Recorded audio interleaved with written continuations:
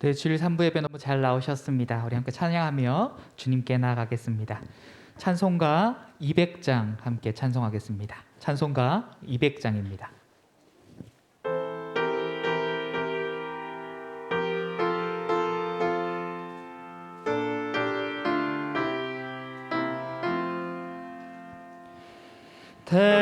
달고 묘한 그 말씀 생명의 말씀을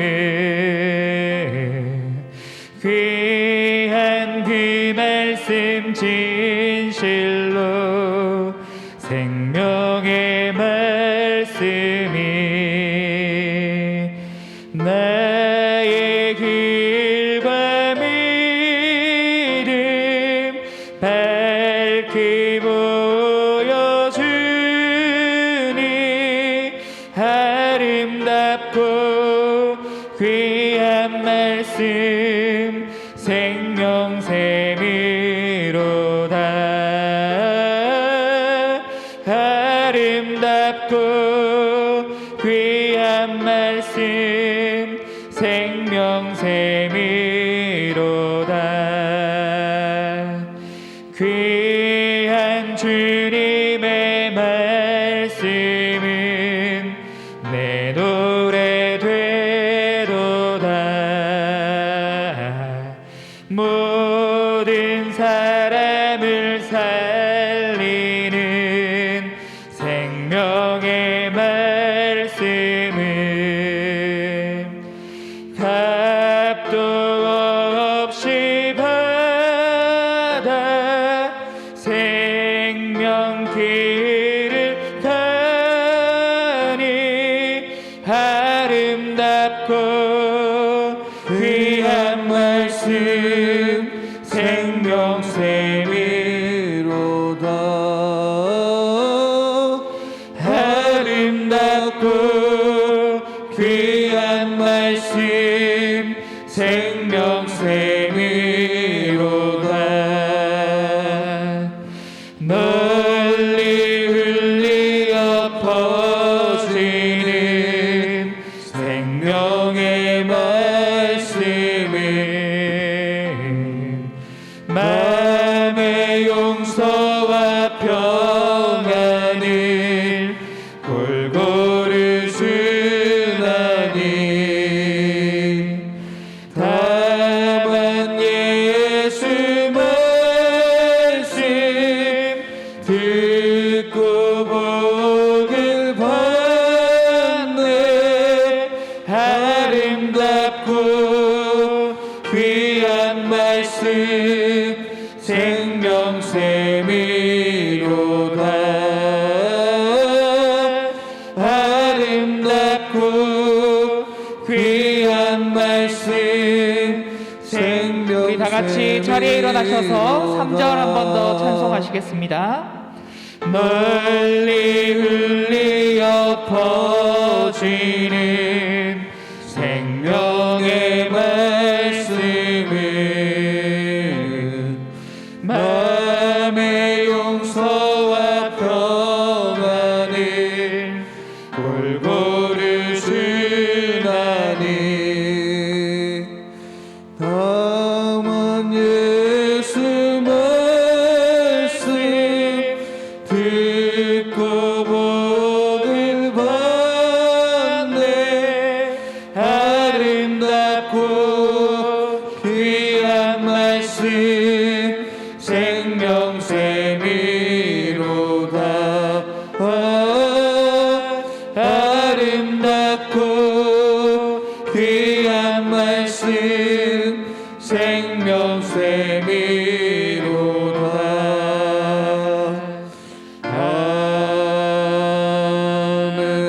아멘. 두 손 들고 찬송가 3장 부르시면서 주일 3부 예배를 하나님께 드리겠습니다.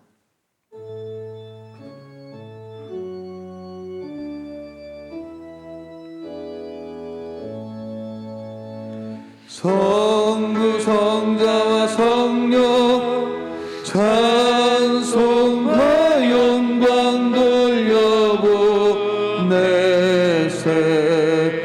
태초로 지금까지 또 영원 무궁토록 성삼위께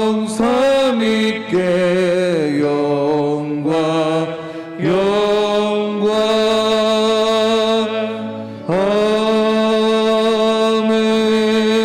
아멘. 사도신경으로 신앙 고백 드리겠습니다. 나는 전능하신 아버지 하나님 천지의 창조주를 믿습니다. 나는 그의 유일하신 아들 우리 주 예수 그리스도를 믿습니다. 그는 성령으로 잉태되어 동정녀 마리아에게서 나시고 본디오 빌라도에게 고난을 받아 십자가에 못 박혀 죽으시고 장사된 지 사흘 만에 죽은 자 가운데서 다시 살아나셨으며 하늘에 오르시어 전능하신 아버지 하나님 우편에 앉아 계시다가 거기로부터 살아있는 자와 죽은 자를 심판하러 오십니다. 나는 성령을 믿으며 거룩한 공교회와 성도의 교제와 죄를 용서받는 것과 몸의 부활과 영생을 믿습니다. 아멘. 이스라엘아 여호와를 바랄지어다. 여호와께서는 인자하심과 풍성한 속량이 있음이라. 그가 이스라엘을 그의 모든 죄악에서 속량하시리로다. 신실하신 하나님의 언약의 말씀을 붙잡고 한 주간의 삶을 돌아보면서 이 시간 겸손한 마음으로 사죄와 헌신의 기도를 올려드리겠습니다. 하나님 앞에 이 시간에 간구하며 나가기를 소망합니다. 한 주간 살았던 저희들의 모든 삶들이 하나님의 은혜를 망각하고 주의 말씀을 저버리고 잘못된 생각과 잘못된 가치관으로 살아왔던 저희들의 교만함과 오만함을 용서하여 주시옵소서.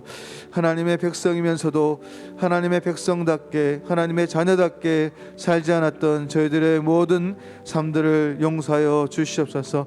이 시간 주를 갈망합니다. 이 시간 주를 바라봅니다.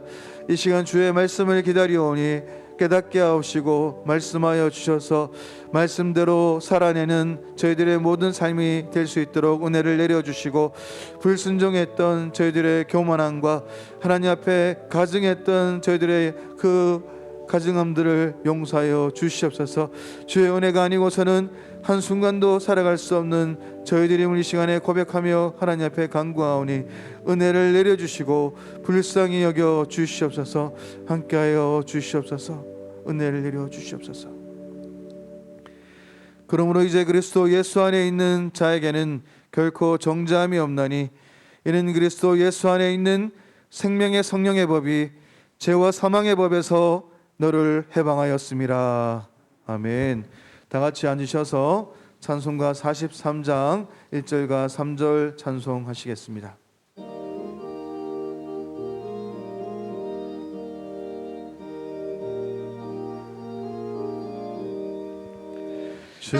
즐겁게 안식할라 반갑고 좋은 날 내 마음을 경쾌하리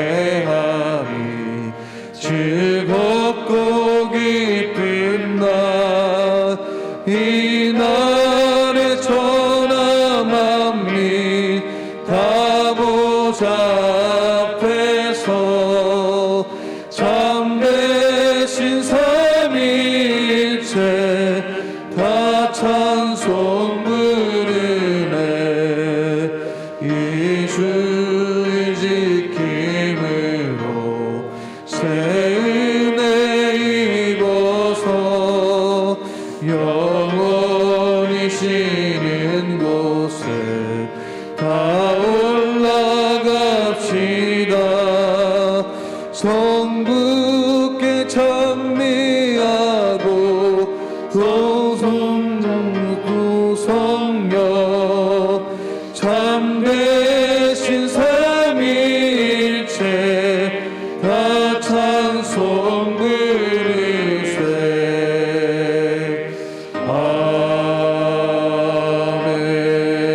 아멘. 참 좋으시고 자비로우신 우리 아버지 하나님, 저희를 사랑하시고 주의 택한 백성으로 늘 저희들 삶 속에 여호와 아버지 하나님이 함께 하심에 감사와 영광 주께 드립니다. 지금 이 시간 영상 예배와 부분적 대면 예배로 마음과 뜻을 다하여 드리는 귀한 예배, 성령 하나님 이곳에 임재하시어 홀로 영광 찬양 받으소서. 두 손 높이 들고 찬양합니다. 주를 향한 저희들의 믿음 고백, 이 고백 들으시고 사랑하는 자들에게 약속하신 그 생명의 면류관을 씌워주시고 하늘에 속한 신령한 복을 세상 끝날 때까지 허락하여 주소서.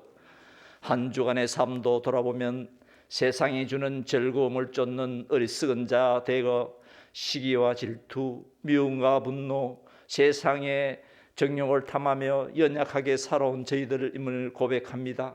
이 시간 사죄와 회개 기도합니다. 저희들을 긍휼히 여겨 용서하여 주옵시고 담대한 믿음을 주시어 주의 말씀 의지하며 믿음의 반석 위에 굳게 세워 주시옵소서. 코로나19와 같은 전염병, 전쟁, 자연재해로 인류가 고통을 받고 있습니다. 또 원치 않는 병마로 병석에 있는 우리 성도님들 하루빨리 모든 것이 회복되고 치유될 수 있도록 주님 역사하여 주옵시고 저희들의 힘과 용기를 다하여 주시옵소서.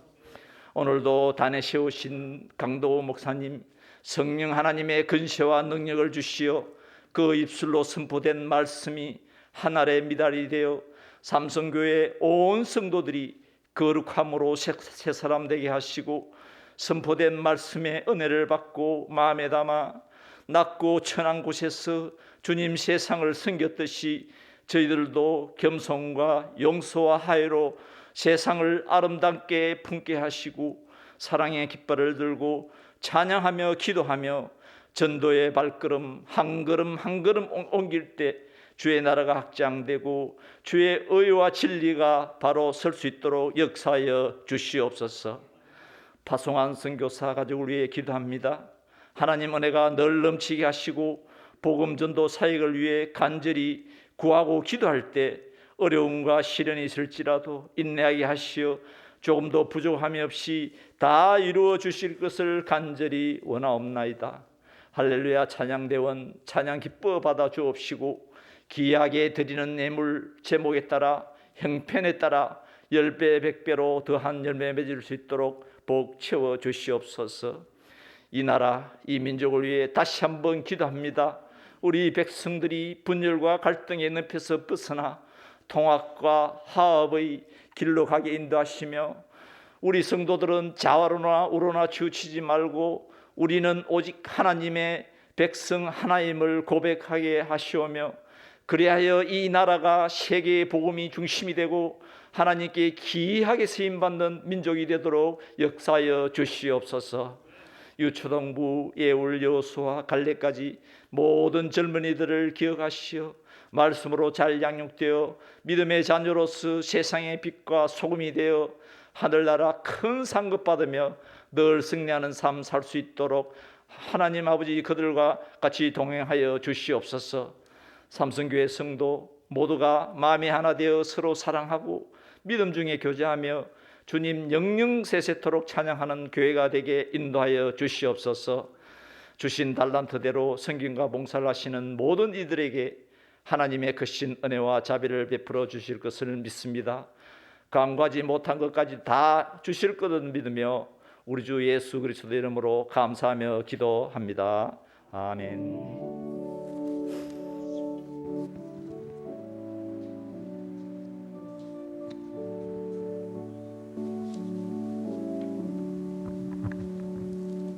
찬송가 51장 부르시면서 준비하신 예물을 봉헌하겠습니다.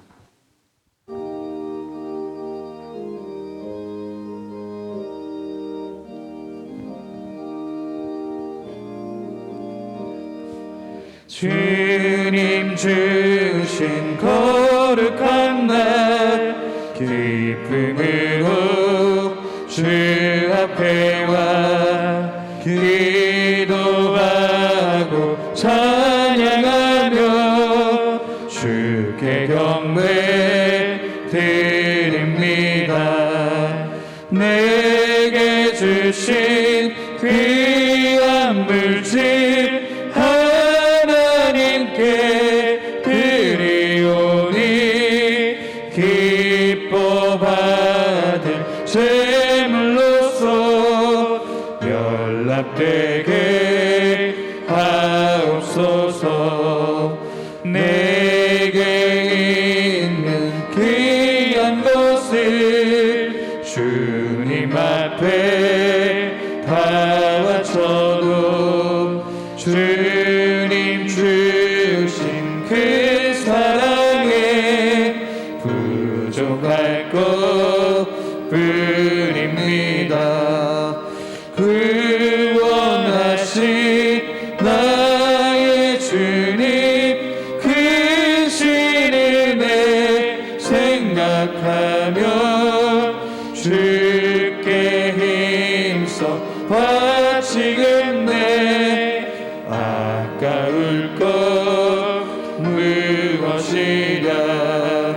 내가 받은 모든 것은 하나님의 선물이니 마음과 뜻 다하여서 겸손하게 드립니다.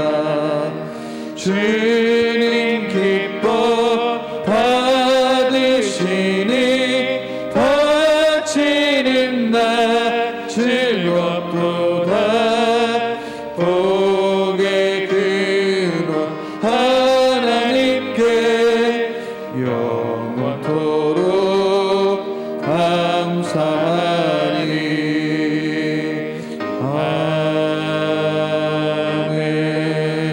아멘.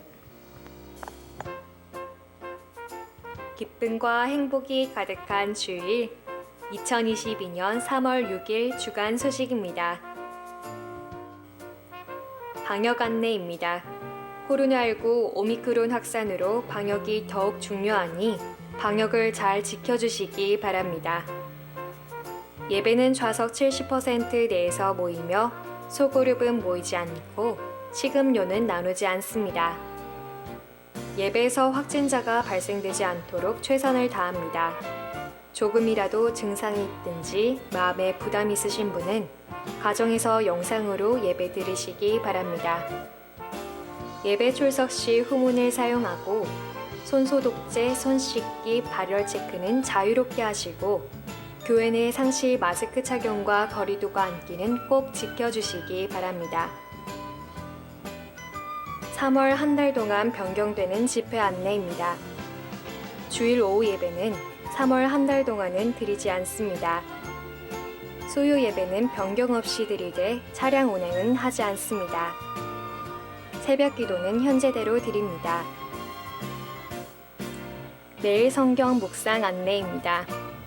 매일 새벽 기도 시에 말씀한 매일 성경 묵상을 오늘 주일부터 매일 오전 6시 교회 홈페이지 메뉴 중 예배 찬양 메뉴에 아침 매일 성경 묵상란에 올립니다. 하루 동안 매일 성경 묵상을 통하여 은혜로운 삶을 살기 바랍니다. 성경연구원 개강입니다. 3월 13일 주일부터 성경연구원 전반기 강의가 아래와 같이 시작합니다. 모든 성도들이 교회 홈페이지를 통하여 강의를 들을 수 있도록 하였습니다. 많은 참여를 바랍니다. 과목은 주보 성경연구원 영상 강의 안내를 참고해 주시기 바랍니다. 야간 교회 이용 안내입니다. 야간에 교회당 이용이 필요한 부서는 곽상규 목사와 협의하여 주시기 바랍니다. 교인 동정입니다. 김재진 집사의 아내 이소영 집사가 3월 7일 가온빛 어린이집을 개원하였습니다. 직원 동정입니다. 3월부터 교회당 관리는 양경숙 권사가 담당합니다. 지금까지 삼성교회 주간 소식이었습니다.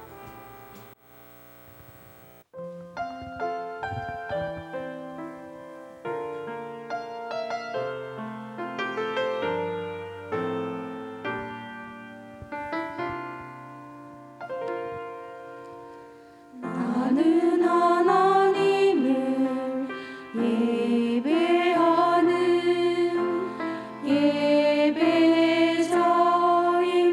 예배자입니다.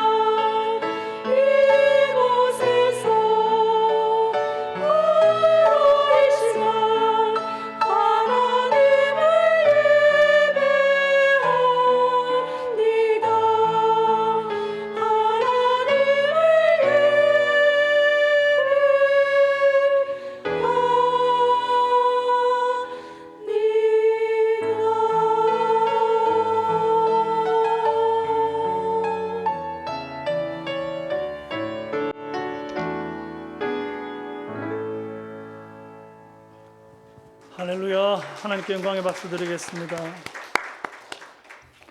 오늘 우리에게 주신 하나님 말씀은 레위기서 1장 1절에서 17절까지 말씀입니다. 신약성경 146페이지.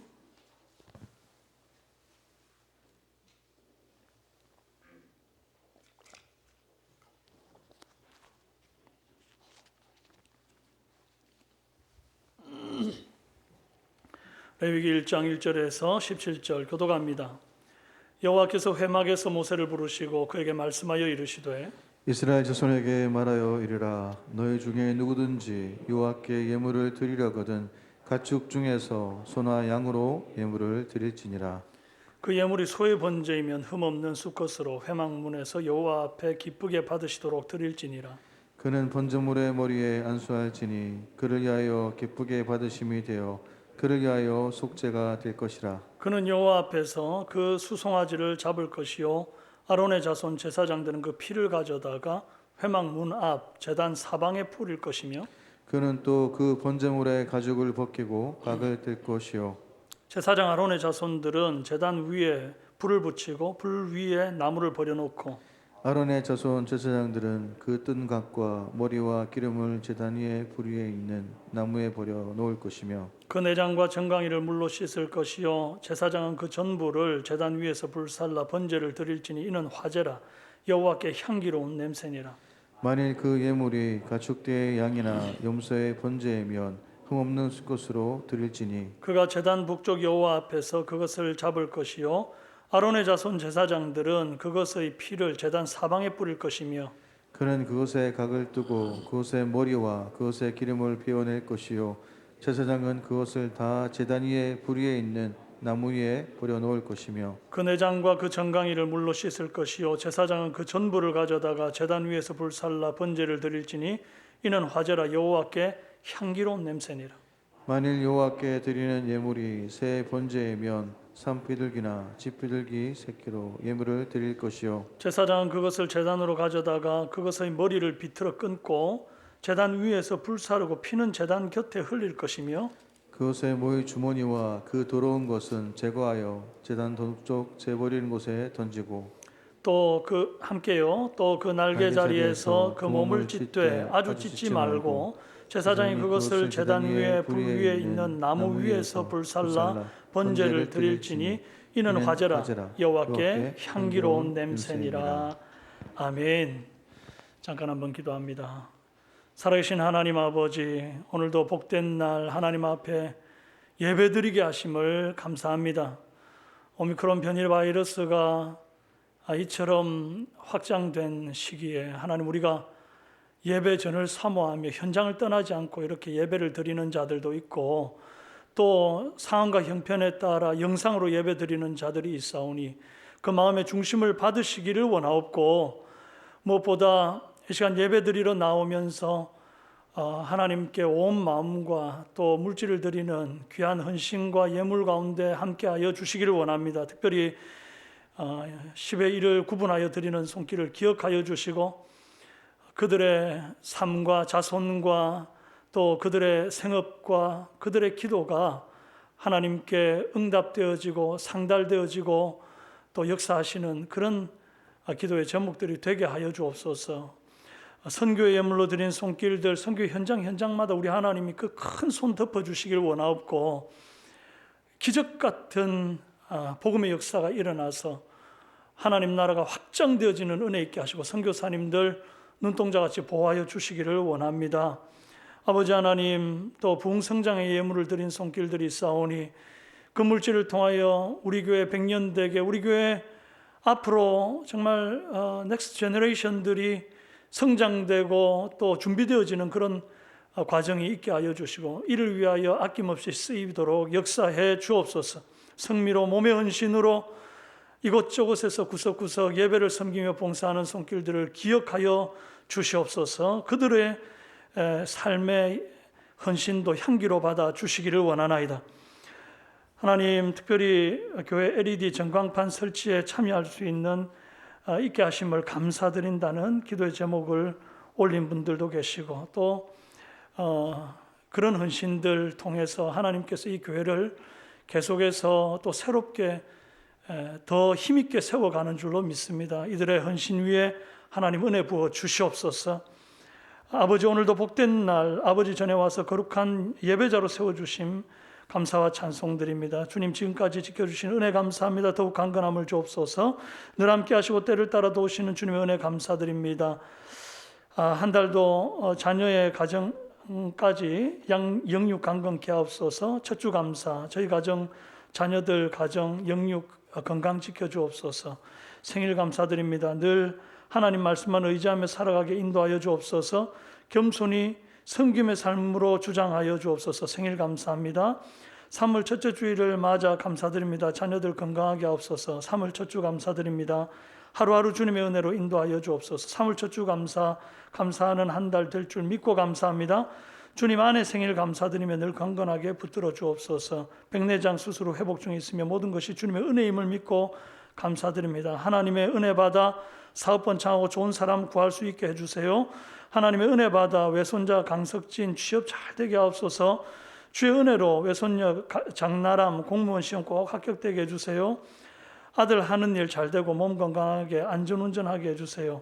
첫 주 감사하며 온 가족 말씀과 찬양이 넘치는 가정 되게 하옵소서. 여호와 하나님, 하늘에는 영광 땅에는 평화를 주옵소서. 첫 주 감사하며 주 안에서 자녀 손들 영육이 강건케 하옵소서. 3월 첫 주 감사하며 하나님께 감사합니다. 온 가족 주의 은혜로 살게 하옵소서.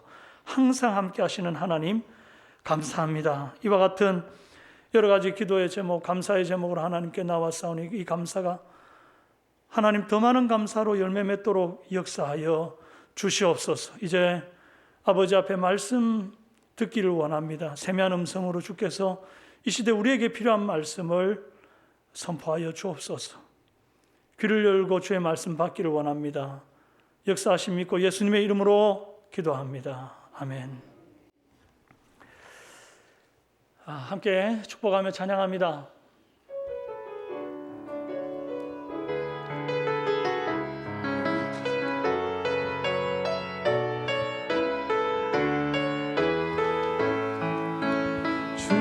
주의 말씀 의지하여 깊은 곳에 금을 던져 오늘 그가 놀라운 일을 이루시는 것 보라. 주의 말씀 의지하여 믿음으로 금을 던져 믿는 자에게 능치 못함 없네.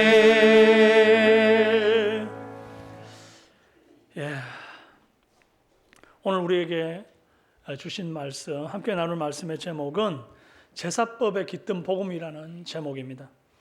3월 한 달간 레위기 말씀을 우리가 묵상합니다. 레위기를 하나님이 왜 주셨는지 그 이유를 알아야 하지 않겠습니까? 세상이 하나님을 떠나 헛된 신을 섬기고 자기 욕망을 따라 살 때 하나님께서 아브라함 한 사람을 택하여 부르시고 그를 축복의 통로를 삼으시면서 하신 말씀이 내가 내게 큰 복을 주고 내 씨가 크게 번성하여 하늘의 별과 같고 바다의 모래 같게 하겠다 하셨습니다. 또 네 씨로 말미암아 천하 만민이 복을 받을 것이라 했어요. 두 가지죠. 너와 네 자손이 복 받겠다. 그리고 또 하나는 너를 통해 온 천하 만민이 복을 받을 거다. 세계 열방이 복 받을 거다. 이리 말씀한 겁니다. 신실하신 하나님은 아브라함에게 하신 이 언약의 말씀을 당신의 열심으로 이루어 가십니다. 아브라함, 그리고 아브라함의 아들 이삭의 아들 야곱, 야곱의 12아들, 그리고 12아들로부터 또 다른 자손들이 계속해서 번성하여 200만이 넘는 이스라엘 백성, 나라 단위로 커져버렸습니다. 하나님께서 아브라함에게 복 주어서 하늘의 별과 같고 바다의 모래알같이 많은 백성으로 번성케 하겠다 한 그 약속을 지키신 거죠. 수가 늘어난 거, 그 하나님이 아브라함에게 복 주신 거 말고 하나 더 남은 거 있지 않습니까? 그게 뭡니까?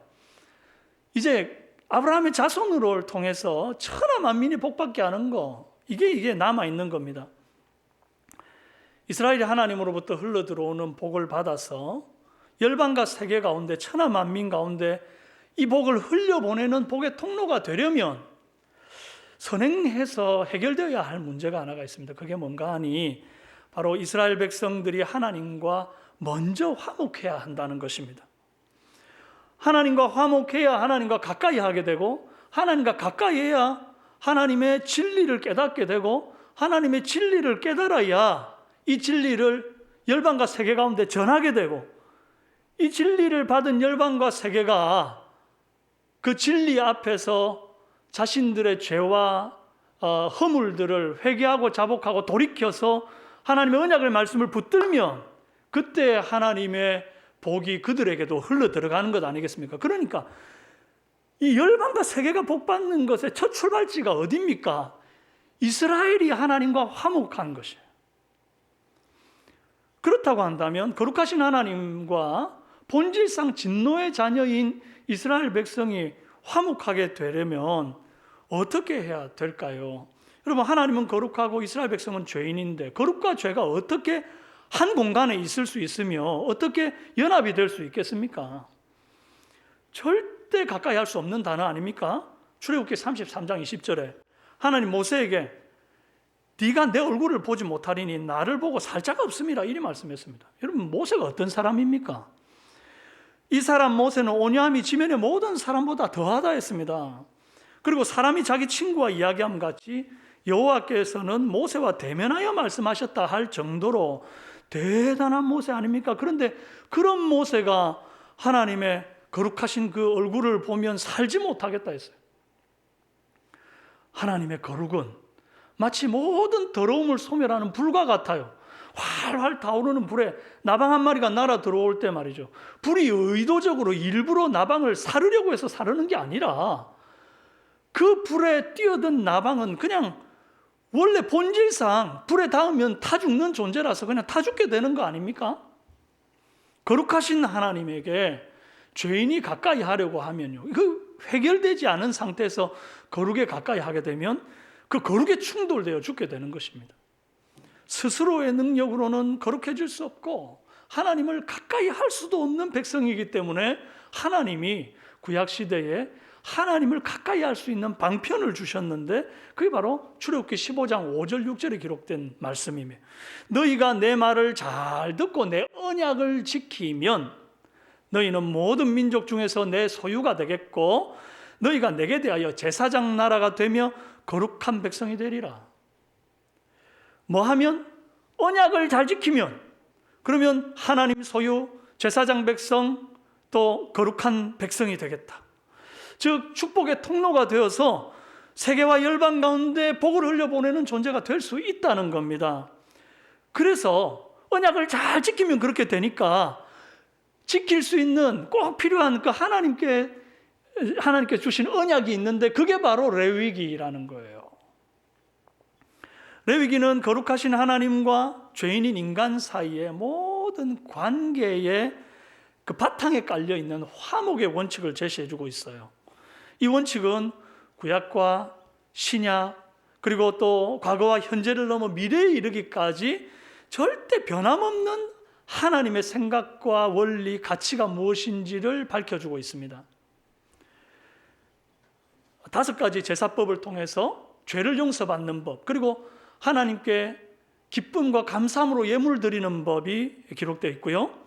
그 밖에도 재산권, 결혼과 이혼, 노동과 자본, 종교와 국가에 이르기까지 다양한 분야에 하나님의 마음, 하나님의 뜻, 하나님의 원리, 그것들이 고스란히 레위기 속에 기록되어 있는 것이에요.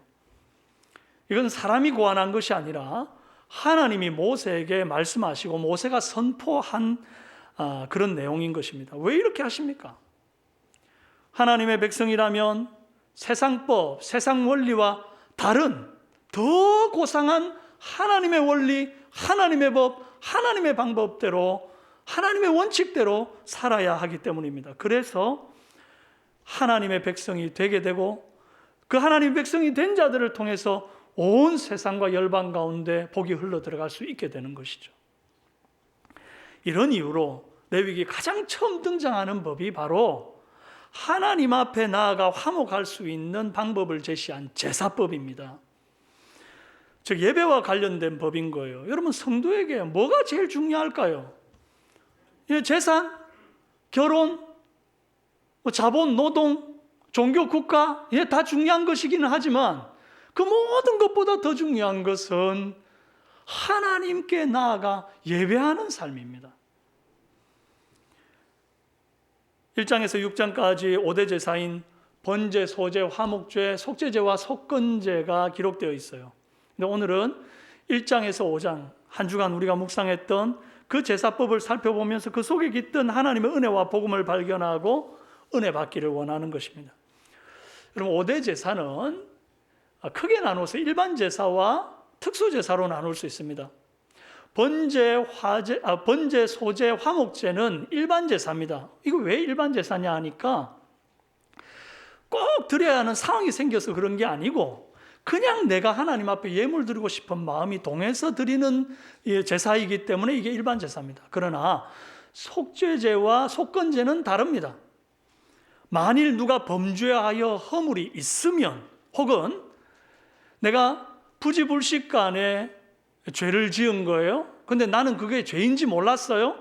누군가가 나에게 너 그거 죄야 알려주었을 때, 너 그때 이 잘못한 거 기억하니 그거 죄인데 알려주었을 때 깨닫게 되면, 혹은 말씀을 보다가 내가 그때 그거 잘못된 거구나 깨닫게 되면 그때 반드시 드려야 할 제사가 이 속죄제와 속건제이기 때문에 이게 특수제사로 분류가 되는 것입니다. 먼저 1장의 번제부터 살펴보십시다. 여러분, 번제는요, 짐승을 죽여 피를 제단에 뿌려 정결케 하고 몸의 나머지 부위들은 다 각을 뜨고 내장을 비롯한 모든 부위를 전부 다 불태우는 그런 방식의 제사입니다. 어떻게 보면 제사를 드리는 자가 직접 도축하는 과정을 거쳐야 하는 굉장히 불편한, 그러면서도 잔인한 그런 과정을 포함한 제사예요. 요즘 누가 고기 먹기 위해서 직접 도축하는 사람이 있습니까? 여러분, 그렇게 많은 통닭을 드셔도 닭모가지 한번 비틀어 보지 않은 사람들이 여기 많지 않습니까? 저를 비롯해서. 요즘은요, 워낙 전문 도축업자가 있고 공장에서도 깨끗하게 위생시설 또 빠르게 그렇게 도축하고 또 상품으로 이게 나와가지고 직접 피볼 일이 없는 겁니다. 그런데 구약시대에는 하나님께 가까이 나가 예물을 드리려 하는 자는 반드시 자기 손으로 도축하는 과정을 거쳐야 했습니다. 4절에 그는 번제물의 머리에 안수할지니 했는데, 이 그는은 제사장을 말하는 게 아닙니다. 예물을 드리는 자, 이 예배자, 그는 번제물 머리에 안수할지니 그를 위하여 기쁘게 받으심이 되어 속죄가 될 것이라. 그는 여호와 앞에서 그 수송아지를 잡을 것이요. 6절에 그는 또 그 번제물의 가죽을 벗기고 각을 뜰 것이요 그랬습니다. 이건 제사장들이 하는 일이 아니라 예물을 바치는 자가 직접 해야 될 일이었어요. 그럼 제사장은 뭐합니까? 그 바치는 자가 송아지를 죽여서 피를 대야에 받지 않습니까? 그러면 그 대야에 받은 피를 제사장이 들고 제단에 가서 이걸 뿌리는 겁니다. 그래서 성결케 하는 작업을 했습니다. 그리고 바치는 자가 각을 다 뜨고 나면 그 뜬 각을 번제단 나무 위에다 올려놓고 거기다가 또 내장과 정갱이 같은 걸 갖다가 씻어서 그 위에다가 올려놓고 그걸 불사르는 일들을 했어요. 그러니까 한마디로 예물 바치는 자와 제사장이 콜라보로 하나님 앞에 예배했던 게 그 당시의 방식이었던 겁니다. 그런데 사실 예물 바치는 자 입장에서는 이러지 말고 그냥 깔끔하게 나는 돈 들여갖고 짐승만 갖다 바치면 제사장이 그거 다 그냥 도축도 하고 또 각도 뜨고 잡아드리고 그러면 얼마나 좋겠습니까? 편할 거 아닙니까? 내가 그 끔찍한 장면 안 봐도 되고 내가 손에 피 안 묻혀도 되고 얼마나 편하겠습니까? 그런데 왜 굳이 예물 바치는 자가 직접 그 손으로 끔찍하게 도축을 하고 그런 과정을 거쳐야만 했느냐 하는 것입니다. 왜 하나님께서 그렇게 정하셨느냐? 이 번거로움과 끔찍한 과정에 하나님의 은혜와 복음이 깃들여 있습니다. 첫째로 대속으로 열어놓은 구원의 은혜가 있습니다.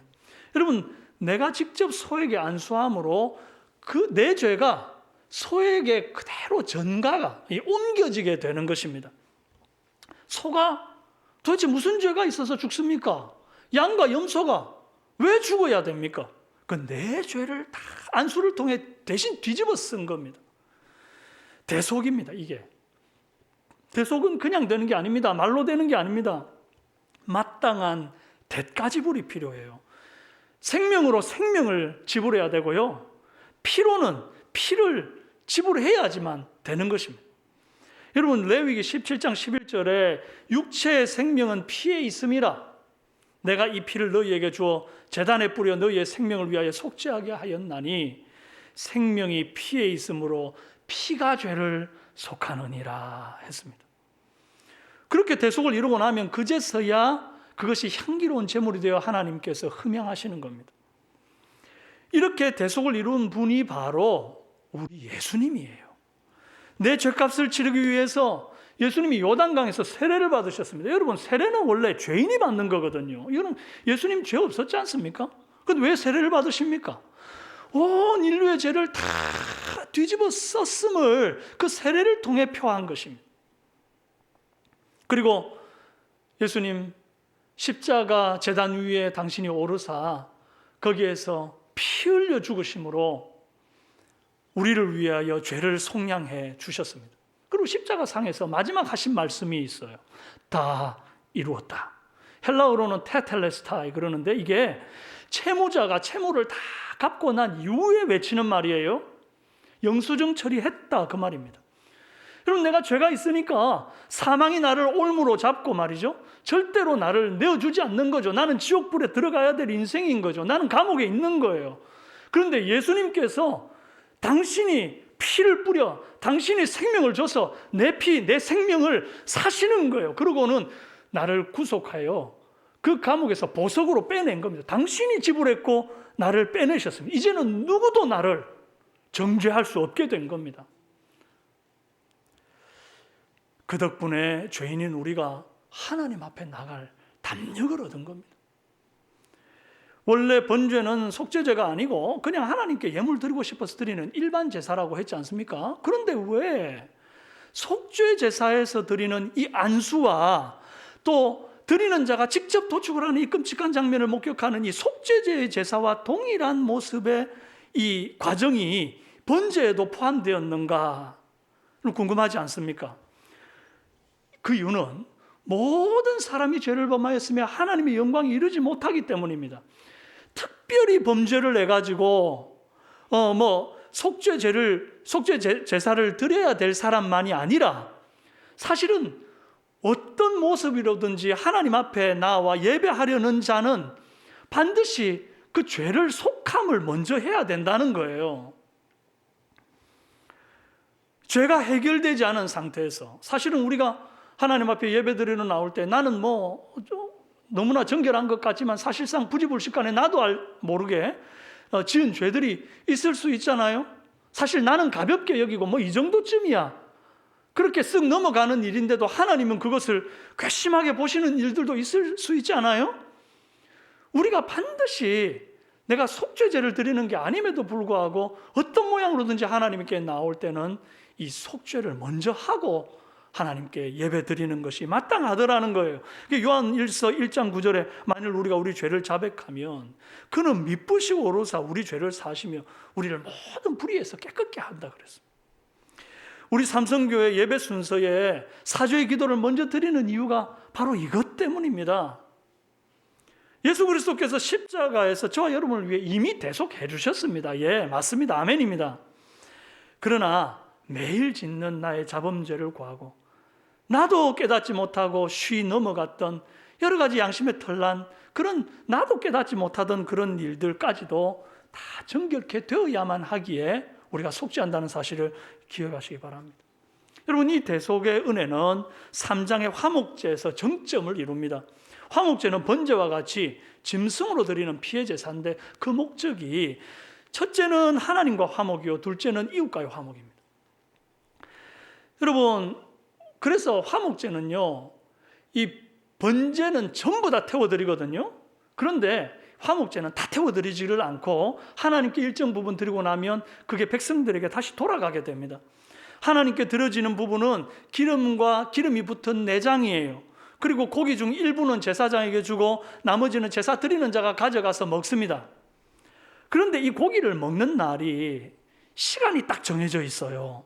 감사의 화목제는 봉헌한 다음 날까지 먹어야 돼요. 하루 만에 먹어야 되고요. 서원제나 자원제는 봉헌한 날을 제외하면 이틀 안에 먹어야 됩니다.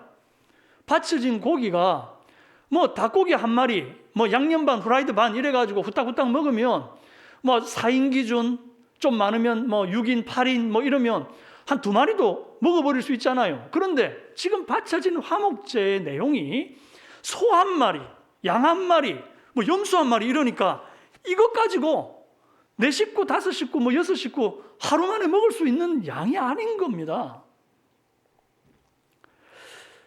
그래서 어떻게 해야 됩니까? 이건 나눠 먹어야만 하는 거죠. 신명기 12장 19절에 기록된 내용을 보면 제사를 드린 본인과 가족과 노비와 성읍의 레위인까지 다 나누어 먹도록 하는 그런 잔치를 벌여야만 말씀하신 대로 그 시간 안에 다 먹을 수 있는 거예요. 만약 이 시간에 다 먹지 못할 경우 어떻게 되는가? 레위기 7장 18절 경고의 말씀이 있습니다. 만일 그 화목제물의 고기를 셋째 날에 조금이라도 먹으면 그 제사는 기쁘게 받아들여지지 않을 것이라. 드린 자에게도 예물답게 되지 못하고 가증한 것이 될 것이며 그것을 먹는 자는 그 죄를 짊어지리라 그랬어요. 여러분, 다른 제사와 달리 이 화목제물은 드렸는데 또 돌려받는 부분이 있었지 않습니까? 돌려받고 나니까 이거 나눠 먹기가 싫고 와 아깝다. 정말 오래간만에 보는 한우 1등급 툭불인데 이거 내가 집에 좀 쟁여놓고 먹어야 되겠다. 그래가지고 쟁여뒀다가 셋째 날 돼가지고 이걸 먹잖아요. 그러면 바친 거 다 헛사면 무효로 다 돌아갈 뿐 아니라 도리어 가증한 것이 되고 죄를 더 짊어지게 되는 것이 된다는 겁니다. 그러니까 이 화목제물을 다시 돌려받았을 때 어떤 마음으로 이걸 사람들과 나누게 되겠습니까? 아깝다가 아니라 빨리 먹어야 되는데 제발 좀 같이 나누어 먹어줘. 내가 지금 초대하니까 어서 좀 와줘. 이렇게 되는 겁니다. 그래서 사람들을 불러놓고 잔치를 하듯 이 제물을 나누게 되는 거죠. 처음에는 누구와 나눈 거예요? 하나님께 제일 먼저 드리고 그 다음은 제사장과 봉헌자와 이웃들이 함께, 그 이웃들 가운데는 심지어 가난한 자, 노비까지 포함되어 있어요. 그런 자들이 다 모여가지고 잔치를 통해 화목해지고 관계가 회복되는 것이 화목제물입니다. 만약 현대를 사는 저와 여러분이 구약의 제사 이거는 구닥다리 아니냐, 폐지된 것 아니냐, 이거 관심 가질 필요 없다라고 한다고 하면 예수님의 죽으심의 깊은 의미를 우리가 깨달을 수가 없습니다. 왜 그러냐 하니 하나님이 예수님을 이 땅에 화목제물로 보내셨다 말씀했기 때문이에요. 로마서 3장 25절에 이 예수를 하나님이 그의 피로써 믿음으로 말미암는 화목제물로 세우셨으니 그랬습니다. 화목제물로 세우셨다는데 화목제물이 뭔지 모르는데 어떻게 예수님이 화목제물로 왔다는 말을 이해합니까? 그리고 예수님도 십자가에 죽으시기 전에 최후의 만찬을 하시면서 자신이 화목제물처럼 취급될 것이라 말했습니다. 마태복음 26장 26절에서 28절에 예수께서 떡을 가지사 축복하시고 떼어 제자들에게 주시며 이르시되 받아서 먹어라. 이것은 내 몸이니라. 마치 화목제의 제물을 모든 사람들과 나누어 먹는 것처럼 내 몸이다. 이거 먹어라. 그러신 거예요. 그런데 그 다음에 더 놀라운 게 있어요. 원래 구약에 제물은 나누어 먹을 수 있는데 말이죠. 절대 피는 마시면 안 되는 거예요. 피는 누구도 먹을 수 없어요. 제사장도 못 먹는 거예요. 그런데 예수님께서 또 잔을 가지사 감사기도 하시고 그들에게 주시며 이르시되 너희가 다 이것을 마시라. 이것은 죄사함을 얻게 하려고 많은 사람을 위하여 흘리는 바 나의 피 곧 언약의 피니라. 물론 포도주를 피라고 말씀하시기는 했지만 원래 피는 마시면 안 되는 건데 당신의 피를 마시라 이리 말씀한 거예요. 왜 그래요? 새 언약의 백성들에게 주님께서 화목해 하시는데 이게 그냥 보통 화목이 아니고 당신의 생명이 우리 안에 더 흘러 들어오는 거예요. 피는 생명이라 그랬거든요. 그 생명을 우리가 마실 때 예수 생명이 우리 안에 들어와서 영생이 우리 안에 있는 것입니다. 할렐루야. 여러분, 우리가 예수 그리스도의 살과 피를 함께 나누어 먹은 밥상 공동체 아닙니까? 여러분 집에서도 같이 나누어 먹지만 사실 우리가 코로나 때문에 밥을 못 먹을 뿐이지 매주 우리가 함께 밥상머리 같이 앉지 않습니까? 예사 공동체가 아닌 거예요. 얼마나 더 화목해져야겠습니까? 우리 주님이 다시 오시는 날까지 하나님과 화목하고 우리 삼성의 식구들이 같이 서로 화목하게 되기를, 그래서 주님 보실 때 참 아름답고 흠양할 만한 제물 되기를 주님의 이름으로 축원합니다. 제사법을 통해서 우리가 둘째로 깨달아야 할 것이 있는데 바로 모든 사람에게 열려있는 차별 없는 은혜입니다. 1장 2절 말씀에 너희 중에 누구든지 여호와께 예물을 드리려거든 가축 중에서 소나 양으로 예물을 드릴지니라 그랬습니다. 그럼 소나 양밖에 안 되느냐? 뒤에 있는 말씀을 또 보다 보면요, 소나 양으로 드릴 형편이 안 되는 사람은 염소로 드리라 그래요. 근데 염소도 드릴 형편이 안 되잖아요. 그러면 14절에 뭐라 그러냐니까 산비둘기나 집비둘기 새끼로 예물을 드리래요. 그럼 집비둘기도 아니에요. 집비둘기 새끼예요, 새끼. 근데 심지어 산비둘기나 집비둘기 새끼도 어려운 사람들이 있지 않습니까? 그런 사람들은 소재의 제물을 드리라. 이 소재는 곡물을 빻아드리는 건데 그걸 제물로 드리라 그랬어요. 레위기 5장 11절 말씀, 현대인의 성경으로 보면 이해가 쉬워서 제가 말씀드리겠습니다. 만일 그가 산 비둘기 2마리나 집 비둘기 2마리도 바칠 형편이 못 되면 그는 자기가 범한 과실에 대하여 고운 밀가루 2.2리터를 가지고 와서 속죄제로 드려야 한다 그랬어요. 우리 개역 개정에 보면 그것도 드리기에 미치지 못하면 그랬는데 그게 이제 지금 우리 시대로 번역하면 형편이 안 되면이고, 이 고운 가루 10분의 1 에바가 2.2리터가 되는 거거든요. 현대인의 성경이 참 이해하기 좋게 번역이 되어 있더라고요. 여러분, 하나님께서 사람 가려서 예배 받지 않으시고 부자나 가난한 자나 형편이 되나 안 되나 관계없이 누구든지 하나님께 예배 드리러 나올 수 있도록 하셨어요. 성도가 제사를 드려야 할 때에 소나 양, 최소한 염소 정도는 가지고 와야 된다. 그렇게 율법에 땅 못 박아놨으면 얼마나 예배 드리는 자가 마음에 부담이 되겠습니까? 예배는 드리고 싶은데 돈이 없어. 그래가지고 돈 없어서 이번에 예배 못 드리겠다. 다음에 월급 들어오면 예배 드려야지. 이럴 것 아니에요. 마치 요즘도 교회 나가서 예배 드리면 헌금해야 되는데 돈 없어서 예배 못 하겠다 하는 사람들이 있는 것과 마찬가지입니다.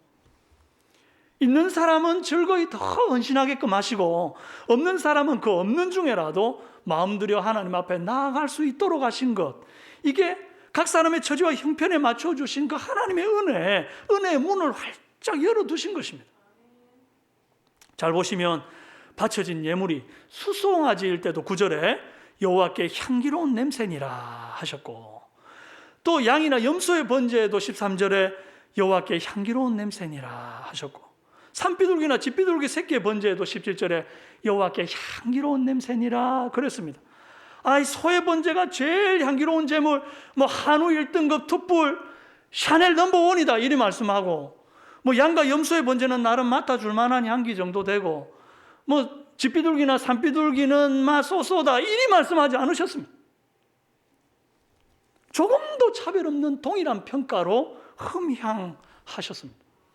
2장에 나오는 소재 제물에서도 같은 맥락의 말씀을 볼 수 있어요. 소재는 피해 제사가 아니라 곡물 제사입니다. 곱게 빻아드리는 곡물 제사. 근데 이 소재를 속죄의 성격으로 바칠 때를 제외하고는 일반 제사로 드릴 때 고운 가루에다가 항상 첨가해야 될 게 유향을 넣어서 제단 위에 불사르라 그랬습니다. 그런데 이 유향이요, 워낙 고가기 때문에 가난한 이들이 쉽게 드릴 수 있는 게 아니었어요. 네로 황제가 자기 왕비가 죽었을 때에 그 왕비의 장례를 치르면서 그 로마가 1년치 쓸 유향을 가져다가 그걸 장례 때 써버렸거든요. 그 가치가 어느 정도 되냐 하니까 로마 군사 전체가 1년치 쓸 군비에 해당되는 비용이랍니다. 그 정도로 유향이 비쌉니다. 그런데 이렇게 비싼 것을 하나님이 이스라엘 백성에게 감사와 첫이삭 추수의 예물을 드릴 때 소재에 꼭 넣어라 그리 말씀했다는 거예요. 좀 너무 과하다 싶은 생각 들잖아요. 그런데요, 여기에 은혜가 있습니다. 왜 그러냐 하니까 넣을 때 한 대박을 넣어라, 뭐 아니면 한 움큼을 넣어라 정해놓지를 않으셨어요. 한 꼬집을 넣어도 되고 한 움큼 넣어도 되고 한 대박 넣어도 돼요. 그 형편에 맞게 넣는 거죠. 그런데 얼만큼이 되든지 간에 꼭 넣어야 하나님이 받으실 향기로운 제물 된다, 그리 말하시는 거예요. 왜 그렇게 말씀하셨나요? 가난을 핑계로 막 적당히 대충 소홀하게 드리는 그런 예배를 하나님이 원치 않으시는 그 뜻을 볼 수 있는 것입니다. 유양 한 꼬집이 됐든 한 줌이 됐든 한 대박이 됐든, 여러분 우리가 형편에 맞게 정성을 다해 하나님께 준비된 마음으로 나오기를 우리 하나님이 원하신다, 이 말입니다. 저와 여러분이 하나님 앞에 나올 때 각자의 형편에 맞게 마음 다해 힘 다해 정성 다해 나오시기를 주님의 이름으로 부탁합니다. 그런데 아까 소제는 가난한 자들이 산비둘기나 집비둘기도 드릴 형편이 안 될 때 드리는 거라 그랬지 않습니까? 그런데 유양은 너무 부담스럽잖아요. 여기에도 예외가 있습니다. 그 유양 한 꼬집조차도 힘들다 하시는 분들을 위한 하나님이 열어놓은 길이 있어요. 그게 뭐냐 하니까 속죄제가 아닌 감사의 제물인 경우에 말이죠, 이 고운 가루를 반죽을 해가지고 전으로 붙이거나 화덕에 구워서 요리를 해서 바치게 되면 그 요리의 정성을 유향으로 여겨주는 겁니다. 이 대체해 주는 거예요. 유향이 들어가지 않았지만 요리된 그 반죽으로 해서 요리에 만든 그것은 하나님께서 흠양하여 받으셨어요. 유향을 섞은 소제도 2장 2절에 보면 여호와께 향기로운 냄새니라 했고, 유향 대신에 정성 다해 손맛으로 만든 무교병과 무교전병만을 받으시고도 2장 9절에 여호와께 향기로운 냄새니라 했습니다. 마치 과부의 2렙돈을 부자의 많은 헌금보다도 더 귀하고 가치롭게 여기셨던 우리 주님이시. 여러분, 이처럼 하나님은 가난한 자들이 경제적 부담을 느껴서 하나님께 제사 드리는 삶, 예배 드리는 삶을 소홀히 하지 않도록 누구든지 부담 없이 드릴 수 있는 은혜의 문을 오늘 우리 가운데 활짝 열어두셨다는 것을 믿으시기 바랍니다. 하나님은 천천의 수양과 만만의 기름에 관심 있는 분은 아니십니다. 그보다 공의를 행하고 인자를 사랑하며 겸손히 내 하나님 앞에서 행하는 것을 우리 주님이 원하고 계신다는 거예요. 그러니까 우리가 자꾸 환경 탓, 상황 탓 하지 말고 더 자주, 더 가까이 주님께 나아갈 수 있기를 바랍니다. 제사법을 통해서 깨달아야 할 세 번째는 변치 않는 언약의 말씀과 기름 부으심의 은혜입니다. 소제 예물에서 우리가 주목해 봐야 할 부분이 있는데 바로 가루 속에 넣어야 할 것과 빼야 할 겁니다. 여러분, 소제를 드림에 있어 절대로 빠질 수 없는 재료가 있는데 바로 소금입니다. 13절에 내 모든 소제물에 소금을 치라. 내 하나님 언약의 소금을 네 소제에서 빼지 못할지니 내 모든 예물에 소금을 드릴지니라 했습니다. 왜 소금 치는 것을 두고 언약의 소금이라 했나요? 소금은 부패를 막아주고 한결같이 짠맛을 냅니다. 그래서 썩지 않고 변치 않는 하나님의 언약을 소금 언약이다 이리 말씀합니다. 역대하 13장 5절에 이스라엘 하나님 여호와께서 소금 언약으로 이스라엘 나라를 영원히 다윗과 그의 자손에게 주신 것을 너희가 알 것 아니냐, 이런 말씀이 있습니다. 절대로 변개할 수도 없고 파기할 수도 없는 하나님의 그 변하지 않는 말씀으로 된 언약, 이 언약을 소금 언약이라 하는데, 이 소금을 소제에 반드시 넣는 것처럼 오늘날 저와 여러분의 예배에도 반드시 언약의 말씀이 빠질 수 없다 하는 것입니다. 다음에는 제사의 성격에 따라 어떤 때는 넣어야 되고 어떤 때는 넣지 말아야 할 게 있는데 바로 기름과 유향입니다. 이 기름은 감람유, 즉 올리브유를 말하는데, 이게 이제 성소 안에 있는 등잔에 불을 켤 때도 이걸 쓰고, 또 제사장이나 선지자나 또 왕에게 기름 부을 때도 이 감람유를 썼어요. 여러분, 이 감람유, 이 기름은 신학적인 의미로 성령의 기름 부으심, 어노인팅을 의미합니다. 그리고 유향은 이 나무에 탁 상처가 났을 때 그 상처를 아물게 하기 위해서 나무가 진액을 내지 않습니까? 그 진액이 굳었을 때 그 고체가 된 덩어리를 불에다가 던져 놓으면 굉장히 아름다운 향기가 나는데 그게 유향이거든요. 그래서 이 유향은 나무에 달려 상처받고 죽으시어 향기로운 제물이 되신 예수 그리스도를 상징하는 재료입니다. 반면에 어떤 경우에도 절대로 넣지 말아야 할 게 있어요. 바로 누룩과 꿀입니다. 누룩은 성경에서 굉장히 부정적으로 쓰이죠. 발효를 통해서 부풀리는 성질이 있습니다. 그래서 성경에서 종종 죄, 외식, 혹은 악한 교훈 이런 거 얘기할 때 사용됩니다. 죄가 사실 조그만 죄가 하나만 들어와도 온 공동체를 더럽히지 않습니까? 빠르게 확산되잖아요. 꿀은요, 이집트의 풍요를 상징하고 또 이방 신들을 섬길 때 이교도들이 바치는 내용이었거든요. 그래서 이것도 못 드리게 하는 겁니다. 여러분, 들어가야 될 것과 빼야 될 것을 잘 살피면 우리가 예배 드릴 때에 품어야 될 마음과 품지 말아야 될 마음이 무엇인지를 발견하게 돼요. 품어야 될 마음이 뭡니까? 고운 가루처럼 철저하게 부서진 헌신된 마음입니다. 감람류처럼 성령의 기름 부으심에 대한 간절한 사모함이 우리에게 있어야 됩니다. 그리고 유향처럼 예수 그리스도의 향기로운 십자가를 바라보는 마음이 있어야 돼요. 버려야 될 건 뭐죠? 죄, 외식, 악한 교훈, 그리고 꿀과 같은 세상의 부요와 그다음에 헛된 신을 향한 두 마음이에요. 이런 것들은 다 버려야 됩니다. 저와 여러분은 두 마음 품지 말고 오직 소금같이 변치 않는 언약의 말씀을 붙잡고 성령의 기름 부으심을 사모하며 예수 그리스도 그 향기 나는 주님을 바라보며 예배하는 예배자들이 다 되시기를 바랍니다. 지금까지 말씀드린 이 모든 구약의 제사들은 한 번 드리고 다시 드릴 필요가 없는 제물이 아니라 죄 지을 때마다 혹은 해마다 반복해서 드려야 하는 그런 제사의 제물이었습니다.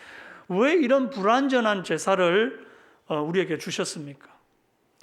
이를 통해서 단번에 영원한 대속의 제물이 절실히 필요하다는 것을 깨닫게 하기 위함입니다.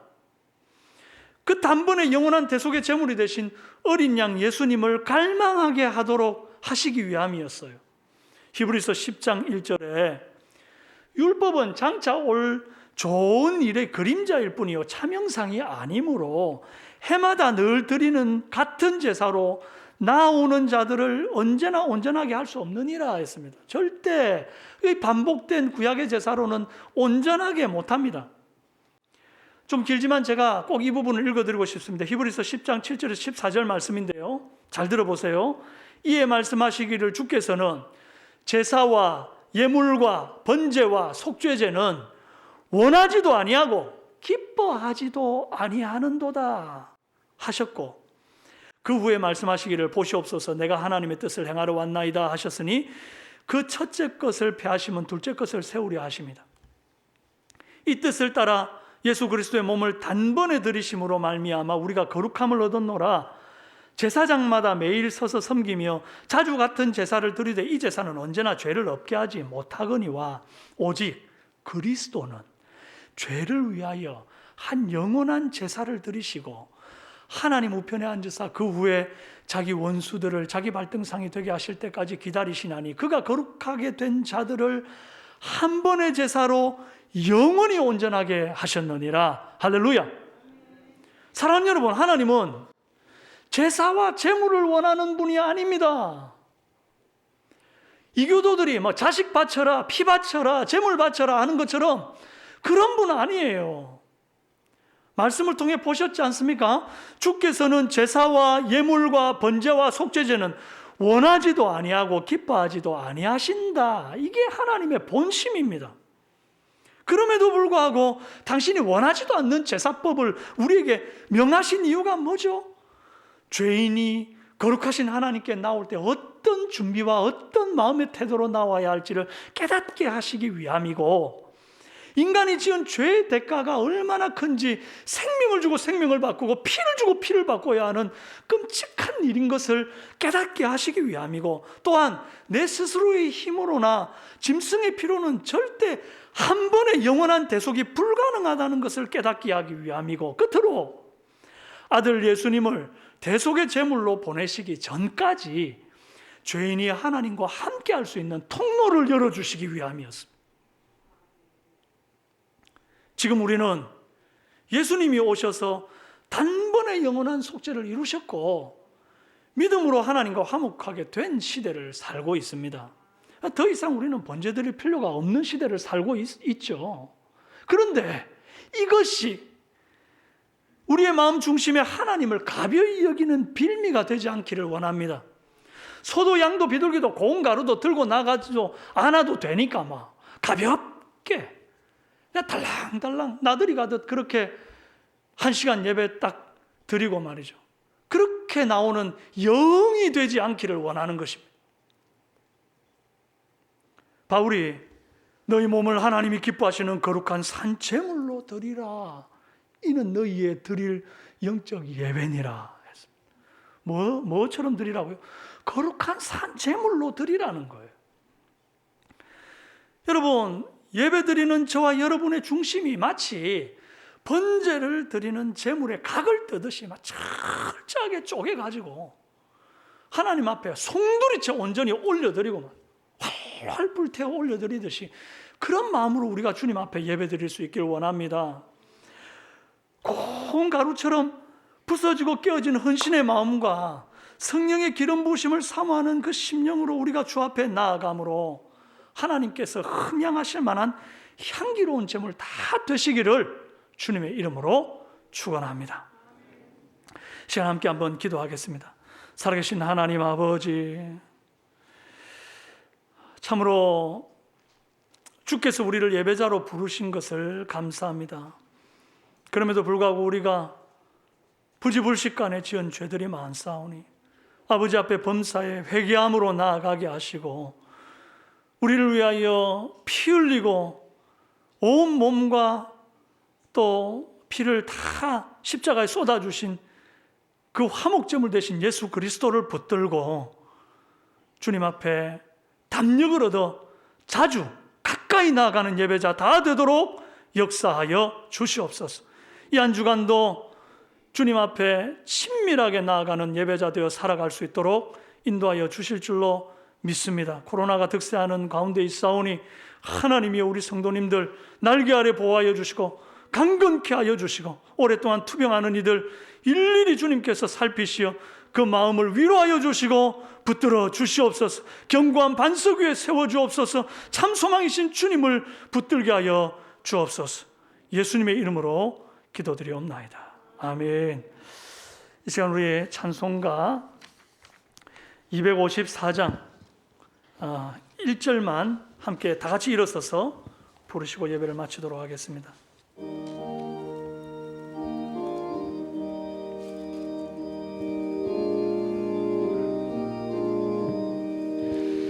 내 주의 보혈은 정하고 정하다 내 죄를 정케 하신 주 날 보호하신다. 내가 주께로 지금 가오니 십자가의 보혈로 날 씻어주소서. 아멘.